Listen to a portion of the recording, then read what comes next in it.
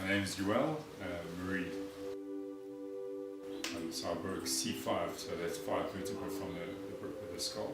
So it was December 15th, 2011, and I was actually doing an adventure camp for youngsters, for kids up to about 13 years old. And one of the things we had to do was build a raft. I was standing flush on the river. There must have been an object under the water or a sandbag, and I dived and my hands separated, and my head hit first.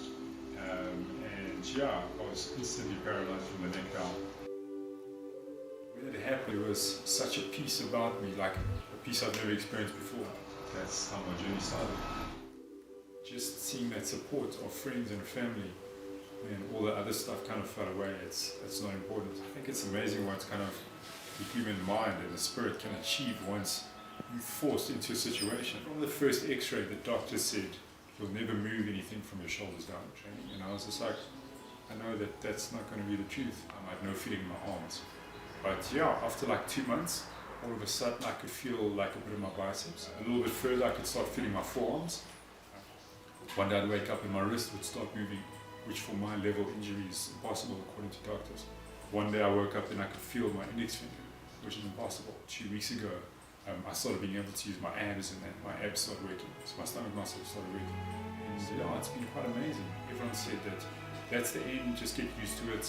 Your life has changed. And I said, no ways, I'm going to get better, I know it. After hospital, it was difficult to live here and to be able to look out the window and see the mountain and know that I can't climb back on the mountain. And I was very involved with the church, doing a lot of functions, and I was a youth leader. Working with kids a lot, or teenagers quite a lot, and then a lot of orphanages and that kind of stuff. And I've always had a passion for kids, but now that I'm in this situation, and only because I've been in it so long, I've got such a passion to help underprivileged kids in South Africa that are disabled. This is all I want to do in life, is just help out in some way, because I see that there's such a need. I'm so privileged and blessed that I have medical aid, and then I've got family. I realize that like anything that you own can get taken away in a second. Yeah, maybe insurance can cover it in that, but there's nothing that's really truly yours in this world. And the only thing, yeah, I got to be like my crutch, and for me to rely on was friends and family. Like, I think this day and age, no one sits around for even say half a day without a phone, without a book, without work, without doing something. You never sit and just think like, who am I? Where do I fit in life? Am I happy with who I am? And now I'm forced to do that, and it's actually not a bad thing. I'm discovering things about myself I never knew, and like put down your phone, like stop Facebook for a while, and just start living. Like I see, it's become a bit of a joke now. I see people at restaurants and that, and everyone's head is down, and I always think they're praying, and I'm like, no, they're actually playing on their phones. And our life is passing us by. 15 years ago we didn't have that stuff, and somehow we managed to survive, and life was awesome, and life was amazing.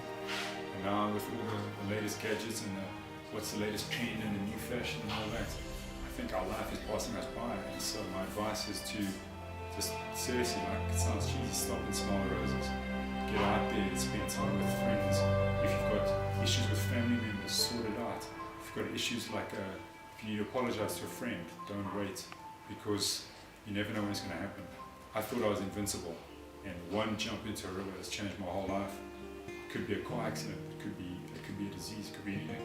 And when you're lying in your deathbed or in your sick bed and you don't know what the outcome is going to be.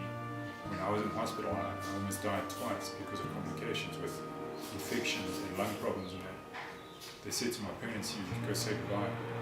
But if I knew that this is what I would have learned, I definitely would have dropped a lot of the things that I thought was important.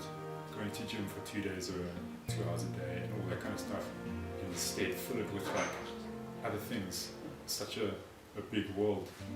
And I know that one day I'll be back on top. And yeah, that's keeping me going. Because once you lose hope, you might as well just dig your own grave and jump in.